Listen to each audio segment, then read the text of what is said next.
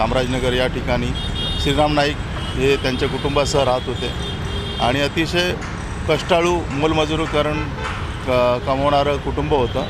गरीब घरातील हा मुलगा होता. लहानपणापासून अतिशय चंचल होता, खूप मेहनती होता. आता 26 वर्षाचा आहे तो आणि कालच रात्री 9 तारखेला आजच्या पहाटे सकाळी 3 वाजता तो उरी या काश्मीरच्या आणि पाकिस्तानच्या सीमेवर लढताना शहीद झाल्याची माहिती मिळाली.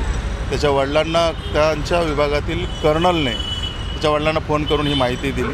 अतिशय दुःखद घटना घडली. आमच्या कामराजनगरचे सर्वच लोक अतिशय शोकाकुल आहे. हा एकटा मुलगा होता त्यांना आणि त्यांच्या आईवडिलांची अशी इच्छा होती की याने जाऊ नये, पण त्याचं स्वप्न होतं की आपल्या देशासाठी काहीतरी करावं. देशाचा अभिमान होता खूप. प्रत्येक गोष्टीत जाणवायचं की हा मुलगा खरोखर वेगळा आहे आणि त्याने या ठिकाणी झोपडपट्टीत राहून शिक्षण घेतलं. मागच्या 2 वर्षापूर्वी तो मिलिटरीमध्ये भरती झाला आणि मागच्या एक 10-12 दिवसापूर्वी तो काश्मीरमध्ये रुजू झाला होता.